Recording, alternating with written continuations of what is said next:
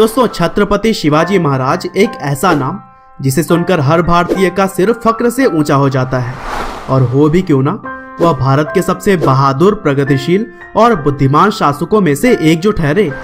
छत्रपति शिवाजी महाराज एक ऐसे महान योद्धा थे जिन्होंने अपनी सूझबूझ से भरी नीतियों का इस्तेमाल करके अपने स्वराज के मकसद को पूरा किया और मराठा साम्राज्य के संस्थापक बने। शिवाजी के अंदर अशोक जैसी युद्ध करने की काबिलियत तो वहीं चाणक्य जैसी नीतियों को बनाने की समझ मौजूद थी और इसीलिए बहुत से राज्यों को तलवार न उठा सिर्फ दोस्ती का हाथ बढ़ाकर उन्होंने जीत लिया था। तो चलिए दोस्तों, इस वीडियो में हम भगवान का दर्जा पा चुके छत्रपति शिवाजी के लाइफ स्टोरी को और भी करीब से जानने की कोशिश करते हैं कि किस तरह से दूसरों की गुलामी ना करके शिवाजी महाराज ने स्वराज का रास्ता अपनाया।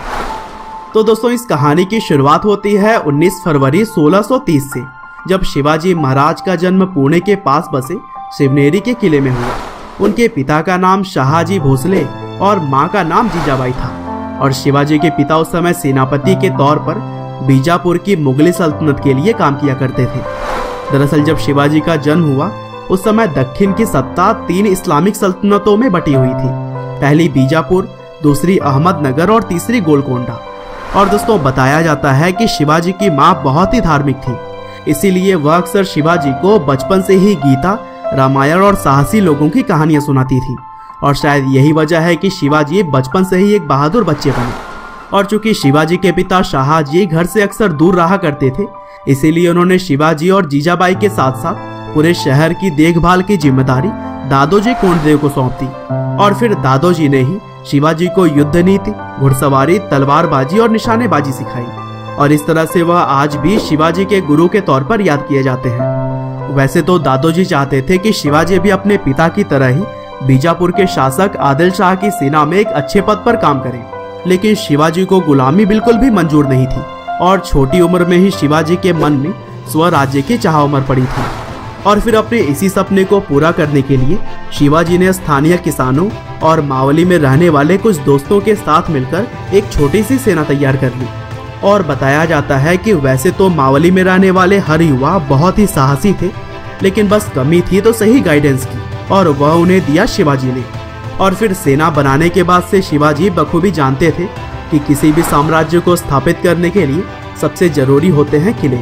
और इसलिए उन्होंने 1645 में सिर्फ 15 साल की उम्र से ही किलों पर अपना कब्जा जमाना शुरू कर दिया। सबसे पहले उन्होंने आदिल शाह के कमांडरों को रिश्वत देकर तोरणा और चाकन के किलों पर अपना कब्जा जमा लिया। लेकिन जब यह बात बीजापुर के शासक आदिल शाह को पता चली, तब उसने शिवाजी के पिता शाहजी को बंदी बना लिया।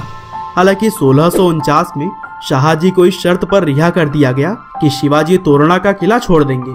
लेकिन 1656 में, यानी कि महज 7 साल के बाद, शिवाजी ने आक्रमण करते हुए फिर से किले को हथिया लिया।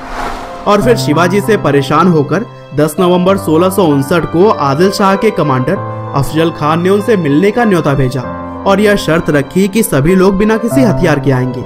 लेकिन शिवाजी को अफजल खान पर भरोसा नहीं था और इसीलिए उन्होंने अपने कपड़ों के नीचे लोहे का एक कवच डाल लिया था।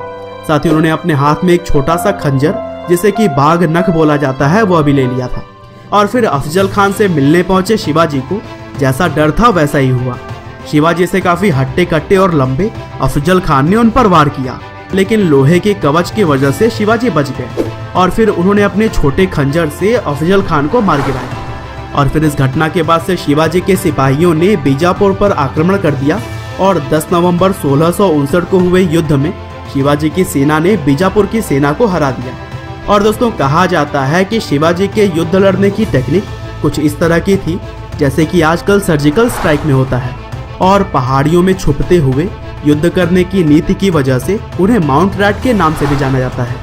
और फिर इसी तरह से आगे भी कई सारे राज्यों पर कब्जा करने के बाद 1674 में शिवाजी के साम्राज्य का अच्छा खासा विस्तार हो चुका था। और फिर पश्चिम महाराष्ट्र में स्वतंत्र हिंदू राष्ट्र की नींव रखने के बाद शिवाजी ने अपना राज्याभिषेक करवाना सही समझा। लेकिन यहाँ पर ब्राह्मणों ने उनका विरोध किया क्योंकि वह चाहते थे कि शिवाजी क्षत्रिय होने का प्रमाण दे।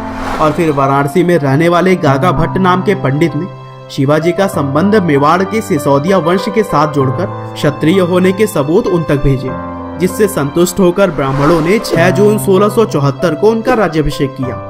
और दोस्तों, गद्दी पर बैठने के बाद से शिवाजी संस्कृत भाषा की परंपरा को आगे बढ़ाना चाहते थे और इसीलिए उन्होंने अपने किलों के नाम भी संस्कृत में ही रखे हैं, जैसे कि सिंधुदुर्ग, प्रचंडगढ़ और स्वर्णदुर्ग। और फिर स्वराज के मकसद को पूरा करने के बाद 3 अप्रैल 1680 को तेज बुखार की वजह से 52 साल की कम उम्र में हिंदू धर्म के रक्षक कहे जाने वाले छत्रपति शिवाजी महाराज ने दुनिया को अलविदा कह दिया। और जब उनकी चिता जल रही थी तब उस समय उनकी पत्नियों में से एक पुतलाबाई ने चिता में ही कूदकर सती कर लिया था। और अब भारत में शिवाजी को श्रद्धांजलि देने के लिए हर साल 19 फरवरी को शिवाजी जयंती मनाया जाता है। उम्मीद करते हैं कि छत्रपति शिवाजी महाराज की यह शॉर्ट बायोग्राफी आपको जरूर पसंद आई होगी। आपका बहुमूल्य समय देने के लिए बहुत बहुत धन्यवाद।